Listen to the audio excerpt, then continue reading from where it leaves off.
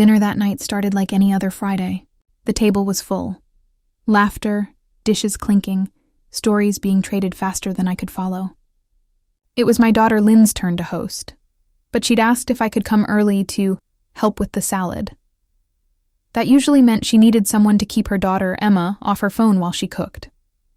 Emma is 16, bright, opinionated, and far more attached to her phone than to the people around her. Still, I adored her. She reminded me of Lynn at that age. All sass and sweetness tangled into one beautiful mess. When everyone finally sat down, I felt invisible. It happens sometimes. When you reach a certain age, people stop asking what you think. They just tell stories around you.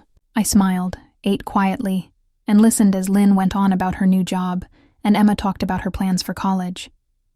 Then it happened. Emma, scrolling through something on her phone, laughed and said, "Mom says you're kinda old-fashioned and out of touch, Grandma. Is that true?" She said it casually, not cruelly, but thoughtlessly. The way young people can be when they haven't learned that words have weight. The table went quiet.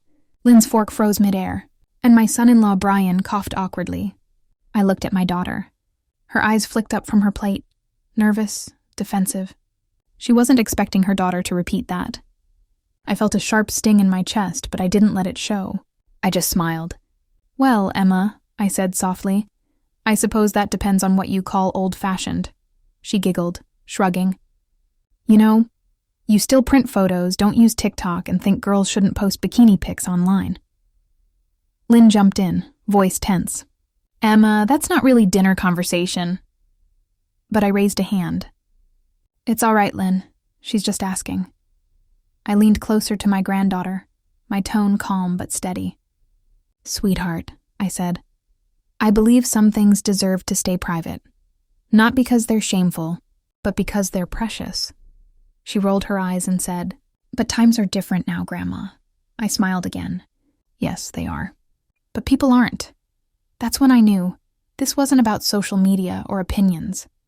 It was about something much deeper, a memory I had buried for years. A flashback, 1998. Lynn was 20 then, wild, beautiful, stubborn. She'd just moved out, chasing her freedom like it was oxygen. One night I got a call from a friend's daughter. She was at a party and Lynn was there too, drunk, crying. I remember grabbing my keys and rushing out into the cold. When I found her, she was sitting on the curb, mascara smeared, one shoe missing. Someone had taken pictures. Back then it was film cameras. But the cruelty was the same. I took her home, cleaned her up, and the next morning, while she slept, I found a few of those photos stuffed into her purse. I could have destroyed them, but I didn't. I wrote a note on the back of each one, a reminder of what she'd survived, what she'd learned. Then I sealed them away in a small wooden box, not to shame her, to protect her. Because love doesn't erase mistakes, it remembers them quietly so they don't happen again. Back to dinner. As dessert came out, I felt that box calling to me. The one buried deep in my dresser drawer for over 20 years. So when dinner ended and everyone started cleaning up, I slipped away. I went home, opened my dresser, and pulled out the box. It was old now. The corners softened, the wood faded. Inside were those same photos, still in their envelopes, and those same notes, written in my shaky cursive. Each one a lesson, a memory, a piece of our family's quiet history. I looked at them and whispered, "Maybe it's time she knew." The next evening, Lynn called. "Mom, about what Emma said." I cut her off gently. "Don't worry. I'm not upset," but she hesitated. "Still, I shouldn't have said that around her. It wasn't fair to you." Her voice cracked a little. "I guess I just wanted to seem modern, like I'm raising her differently. Better." I smiled sadly. We all want to believe we're doing better than our parents, Lynn. But we forget who taught us how to survive in the first place. There was silence on the other end. Then she whispered, "You're right, Mom." I knew then that the real conversation wasn't with Lynn anymore. It was with Emma. Because I could see the same path beginning again. Pride, rebellion, recklessness. And I couldn't just stand by and watch. The plan, so I invited them both over for Sunday dinner. "Nothing fancy," I said. "Just family time." When they arrived, the house smelled like roast chicken and cinnamon bread, the same meal I made when Lynn was little. We ate, talked, laughed, and just when things felt calm, I said, "Emma, I have something for you." I went to my room, took out the box, and set it on the table. She tilted her head. "What's that?" "Something old-fashioned," I said, "but not out of touch." Lynn's face went pale the moment she saw it. Her hand reached for it instinctively, as if she already knew what was inside. The room went quiet when I set the wooden box on the table. It was small, barely the size of a bread loaf, but the air around it changed, heavy and charged. Lynn froze. Her hand twitched slightly, like muscle memory was pulling her back 25 years. She knew that box. Emma looked curious, even amused. "Grandma, what's this? Some kind of treasure chest?" she joked, tugging at the old brass latch. Lynn's voice cracked. "Emma, don't," but it was too late. The latch clicked open, and the lid lifted with a soft creak. Inside, the photos lay neatly stacked, each one wrapped in yellowed paper. The faint scent of lavender, from a sachet I'd tucked inside years ago, filled the air. Emma picked up the top photo, giggling at first. "Wow, this looks ancient." Then her expression shifted. She squinted, blinked, and looked up at her mother. "Mom, this is you." The color drained from Lynn's face. She reached forward quickly, snatching the photo from Emma's hand. Her voice trembled. "Mom, you kept these?" I nodded. "Yes, I did." Emma frowned. "Wait, why? What even is this?" Lynn pressed her lips together, her eyes glossy. She whispered, "It's a mistake I made a long time ago." I leaned back, calm but deliberate. A mistake that almost ruined her life, sweetheart. One that I protected her from. The silence between us. Emma stared at both of us. Confusion, curiosity, and discomfort swirling in her young face. It reminded me of when Lynn used to get caught doing something reckless, right before tears would come. "I don't get it," Emma said slowly. "You kept old pictures of Mom being... what? Young? Having fun? Why's that such a big deal?" Lynn shot up from her chair, voice tight. "Because not everything needs to be posted, Emma." Her hands shook as she placed the photo back into the box. Back then, if those pictures had spread, if they'd reached my college, my job, it would have destroyed me. "And she pointed at me. "She kept them safe." Emma blinked. "You mean Grandma hid them for you?" I nodded. "Yes, I made sure no one saw them. People were cruel, even back then. They just didn't have phones to do it faster." The girl's face softened. She looked down at the photos again, the laughter gone from her eyes. It hit her then, the difference between a moment and a mistake. The lesson I never spoke aloud. I poured everyone tea, though my hands trembled slightly. I hadn't planned to reveal all of this, but life has a way of making truth arrive uninvited. I looked at my granddaughter and said, "When you said I was old-fashioned, you weren't wrong. I come from a time when women were judged for every step they took, how they dressed, who they loved, how loudly they spoke. I was called names for wearing pants instead of dresses. Your mother was called worse for making one bad choice. But I learned something. Privacy isn't shame, it's power." Emma's eyes glistened. "I didn't mean to sound rude, Grandma. I just thought you didn't understand things now." "Oh, darling," I said with a gentle laugh. "I understand more than you think. I just don't advertise it." Lynn let out a shaky breath. "Mom, I should have told her. About that night. About what you did for me." I smiled faintly. "No, sweetheart. That's not something you tell. It's something you show. A flash of the past." The memory of that night hit me again, sharp and vivid. I remembered driving home with Lynn crying in the passenger seat, whispering, "Don't tell Dad, please." And I hadn't. I'd made up a story. Said she'd fallen, said she was sick. Then, when the negatives of the photos came to my door, I paid the boy who had them to hand them over quietly. It wasn't about covering up. It was about protecting her future. Even now, decades later, she didn't fully know how much I'd done. And sitting at that dinner table, I realized neither did Emma. The truth, finally shared. Lynn placed her hand on mine. "Mom, I was angry when I found out you'd kept those photos. But now, I get it." I looked at her, smiling softly. "I didn't keep them to hurt you, Lynn. I kept them to remind myself that you survived something ugly and grew stronger." "Emma," still staring at the photos, whispered, "You always say people change. But can they really? Or do they just hide the parts they don't like?" I reached over and touched her hand.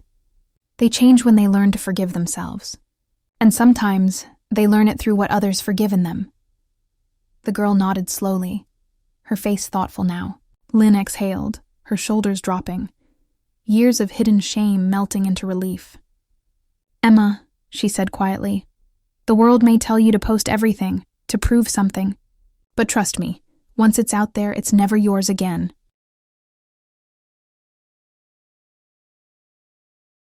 The moment of understanding. I could see the shift happen, the first spark of maturity lighting in Emma's eyes. For the first time, she wasn't rolling them or half listening. She was seeing us, really seeing the women who came before her. She reached into the box again and pulled out one of my notes. It was short, just 3 lines. "One day you'll have a daughter too. She'll test you. You'll love her anyway." Her lips trembled as she read it. Lynn gasped softly. "You wrote that for me?" "Yes," I said. "But I think it was really for both of you." The 3 of us sat there for a long moment. Past, present, and future joined together at one worn kitchen table. No more judgment, no more pretending, just truth. But the night wasn't over yet. Because what happened next, what Emma did, turned that quiet understanding into something unforgettable. Emma sat quietly for a while, running her fingers over the edge of one of the photographs. The once playful sparkle in her eyes had softened into something deeper. Thoughtfulness. She wasn't just seeing her mother and grandmother as family anymore, but as women who had lived, stumbled, and carried secrets heavier than she'd ever imagined. Finally, she spoke, her voice small but steady. "Grandma, did you ever do something you were ashamed of? Something like what Mom did?" I smiled faintly. "Oh, sweetheart, every woman alive has. The only difference is whether we let it define us or teach us." Lynn let out a shaky laugh. "You? Ashamed? Mom, you were always perfect." "Perfect?" I chuckled. "Honey, if only you knew." A story I'd buried. I stood up and walked to the cabinet near the window, the one no one ever bothered to open. Inside was an old jewelry box, faded and chipped. I took it out and set it next to the box of photos. "Since we're telling truths tonight," I said, "let me tell you about the first time I truly disappointed my own mother." Emma leaned in. "You mean my great-grandma?" "Yes," I nodded. "Your great-grandma Ruth. She had hands that could sew anything and eyes that missed nothing. When I was 17, I ran off with a boy she didn't approve of, a boy who promised me the world and couldn't even buy himself a decent coat." Lynn blinked. "You never told me that." "I know," I said softly, "because when he left me 2 months later, broke and heartbroken, she made me walk all the way home. Wouldn't even send your grandfather to fetch me." Emma gasped. "She made you walk?" "Every step," I said. She said, "If you were old enough to leave, you're old enough to find your way back." I was furious at her. But now, looking at you both, I understand. She wasn't being cruel. She was teaching me what standing alone feels like, so I'd never fear it again. 3 generations of lessons. Lynn was quiet, her eyes glistening. "I thought I had it hard with you, Mom, but you were fighting battles I didn't even know existed." I nodded. "That's how it always goes, dear. Every generation tries to make the next softer, but sometimes softness turns into fragility. And then we forget that the world doesn't stop being sharp." Emma swallowed hard, looking from me to her mother. "So, you both messed up, got hurt, and still made it?" I smiled. "Exactly. The real question is, when you fall, do you let it bury you or build you?" Her lip trembled a little, and for the first time that night, she stood up, came around the table, and hugged me. "Grandma, I think I've been kind of mean to you. I thought you were just old and stuck in your ways. I didn't know." I hugged her back tightly. "You weren't mean, sweetheart. You were young. And the young always think they're inventing pain for the first time." Lynn wiped her tears, whispering, "Mom, you always knew what to say." The phone call. Just then, Lynn's phone buzzed. She frowned and glanced at the screen, her husband's name glowing. She picked it up, listened for a few seconds, and then went pale. What happened? I asked. She swallowed. His company just posted an old video of one of the employees, something personal. They thought it was funny. But now it's spreading. Emma frowned. You mean like a video that's embarrassing? Lynn nodded. Worse, he's asking what to do. It's someone he knows, a woman. I exchanged a long look with my daughter. Tell him to stop it, I said quietly, before that woman becomes a ghost who has to live with something she never meant to share. Lynn hesitated. Do you think it'll make a difference? I met her eyes firmly. When someone stands up, even one person, it always does. She nodded, and for the first time that night, I saw the same quiet strength I'd seen in her at 17. The same strength that had once terrified me because it reminded me of myself. The spark of change. After the call, something shifted between us. Emma took one of the old photos, the one where Lynn was laughing with her friends, the one she'd wanted to destroy, and slid it into her pocket. What are you doing? Lynn asked. Emma smiled softly. I'm keeping it. Not to embarrass you, but to remember that even grown-ups can make mistakes and still turn out okay. Lynn laughed through her tears. You sure you're not just doing it to blackmail me later? Emma grinned. Maybe a little. We all laughed, a soft, shaky kind of laughter that feels like healing. A night of reckoning.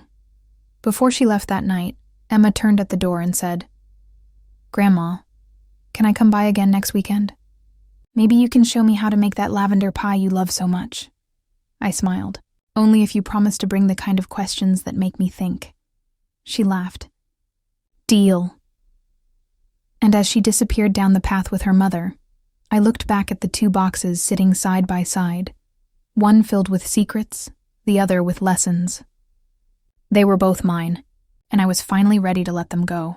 But the story didn't end there, because a week later, when Emma returned, she brought something unexpected, something that proved that our family, for all its cracks and scars, was learning how to heal out loud. It was Saturday afternoon, the kind of gentle autumn day where the sun feels warm, but the air whispers of cold. I had just finished setting a pie to cool when I heard a knock on the door. When I opened it, there was Emma, holding a small cream-colored envelope in her hand.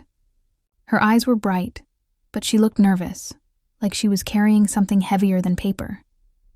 Grandma, she said softly, I wrote you something. I smiled, wiping my hands on my apron. A letter? Goodness, I haven't gotten one of those in years. Come in, sweetheart. She followed me to the kitchen table, the same one where, just a week earlier, the truth about her mother's past had unfolded. She placed the envelope in front of me. My name was written on it in neat, careful cursive. Should I read it now? I asked. She nodded. I slipped the letter out and unfolded it. The paper smelled faintly of lavender soap, my favorite. Dear Grandma, last week I saw something in you I never saw before. Not weakness, not strictness, but strength, the quiet kind. The kind that protects people even when they don't deserve it. Mom told me more about how you helped her when she was younger. How you worked 2 jobs so she could go to college. How you sold your car when Grandpa got sick. She said you never talked about it because you didn't want anyone to feel guilty. I used to think being strong meant being loud or right all the time. But now I know it's what you do when no one's clapping. I want to be like that. I want to be like you. Love, Emma. My throat tightened as I finished reading. I folded the letter carefully and pressed it to my chest. Emma, I whispered, you have no idea how much this means to me. She smiled, but her eyes were shining. I wanted you to know that I see you now, not just as Grandma, but as a woman who's lived a whole story before I ever showed up. Lynn's confession.